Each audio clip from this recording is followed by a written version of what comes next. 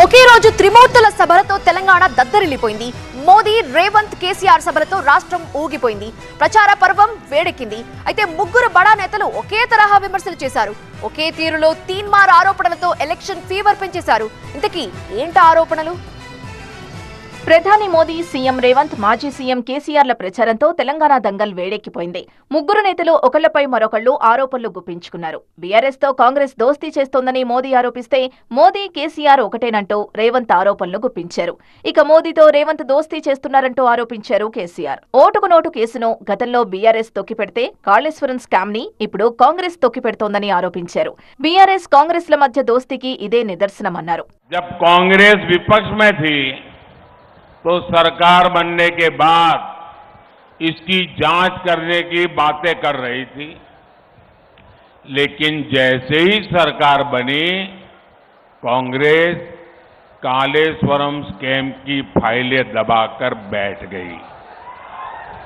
और जब बीआरएस सत्ता में थी तब उन्होंने कैश फॉर वोट కాదు కేసీఆర్ తో మోదీకే దోస్తీ ఉందంటున్నారు సీఎం రేవంత్. నామాకు కేంద్ర పదవి, 5 చోట్ల డమ్మీ అభ్యర్థుల్ని బీఆర్ఎస్ నిలబెట్టడమే ఇందుకు ఉదాహరణ అని ఆరోపిస్తున్నారు రేవంత్. తెలంగాణలో ఆయన 12 సీట్లు ఇస్తే సంకీర్ణ ప్రభుత్వంలో చేరి నామ నాగేశ్వరరావుని మంత్రిని చేస్తాడంట. బీజేపీ బీఆర్ఎస్ చీకటి ఒప్పందం జరిగింది.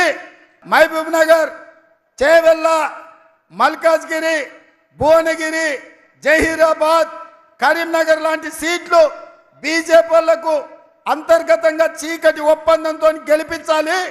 మెదక్ లాంటి సీట్లల్లో బీజేపీ వాళ్ళు బీఆర్ఎస్ ను గెలిపించాలి, కాంగ్రెస్ ను ఓడించాలి అని కుట్ర చేస్తున్నారు. ఇవన్నీ కాదు, మోదీతో రేవంత్ దోస్తీ చేస్తున్నారని ఆరోపిస్తున్నారు కేసీఆర్. ఆర్ఆర్ ట్యాక్స్ అంటున్న మోదీ రేవంత్ పై ఎందుకు రైట్స్ చేయించారని ప్రశ్నిస్తున్నారు. రేవంత్ రెడ్డి ఈ రాష్ట్ర ముఖ్యమంత్రి ఆర్ ట్యాక్స్ వసూలు చేస్తా ఉన్నాడు అని నరేంద్ర మోడీ మాట్లాడుతూ ఉన్నాడు. అది నిజమే అయితే మీరిద్దరు మిలాఖత్ కాకపోతే మరి వెంటనే ముఖ్యమంత్రి మీద ఎంక్వైరీకి ఆదేశం చేయి, వెంటనే ఈడీని దించు. మీదికి నాటకాలు ఆడతారు కానీ ఖచ్చితంగా ఇవాళ వారిద్దరు ఒకటే. ముగ్గురు నేతల ఆరోపణలతో ఎవరితో ఎవరికి దోస్తీ, ఎవరికి కుస్తీ అనేది అర్థం కాక జనం అయోమయంలో పడిపోతున్నారంటున్నాయి రాజకీయ వర్గాలు.